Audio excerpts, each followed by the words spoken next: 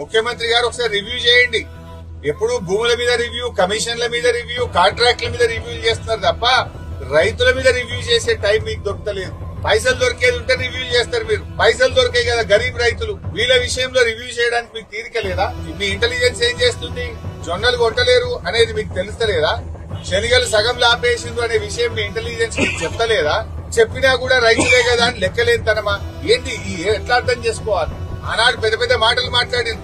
మల్లేశం అనే రైతు చెప్తుండు, సార్ 11 గంటలు 10 గంటలే కరెంట్ వస్తుంది, సాయంత్రం 4 పోతే పొద్దున 8 కరెంట్ వస్తుందని మల్లేశం అనే రైతు కూడా ఇవాళ చెప్తా ఉన్నాడు. అంటే కరెంటు ఇయ్యరు, రైతు బంధు వెయ్యరు, బోనస్ ఇయ్యరు, కనీసం పండిన పంటను మద్దతు ధర కూడా కొనకపోతే నీదేం ప్రభుత్వము?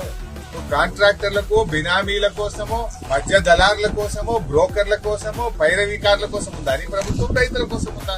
రైతులంటే ఎందుకంత చిన్న చూపు? సో ఇప్పటికైనా స్పందించండి. ముఖ్యమంత్రి గారు ఒక రివ్యూ చేసి జొన్నల కొనుగోలు కేంద్రాలు ప్రారంభించండి. మధ్యలో ఆగిపోయిన శనగలు మళ్లీ కొనే విధంగా తక్షణమే ఉత్తర్వులు ఇవ్వండి. అదే విధంగా కందులు గాని, సన్ఫ్లవర్ పంట కూడా పూర్తిగా కొనే విధంగా ప్రభుత్వం ఆదేశాలు ఇవ్వండి. అదే విధంగా వడ్ల కొనుగోలు కేంద్రాలు కూడా రాష్ట్ర వ్యాప్తంగా తక్షణమే ప్రారంభించాలని, ఈ యాసంగిలో సన్న వడ్లకు కూడా బోనస్ అందించాలని, పోయిన యాసంగి సన్న వడ్ల బోనస్ వెంటనే విడుదల చేయాలని చెప్పి డిమాండ్ చేస్తున్నారు.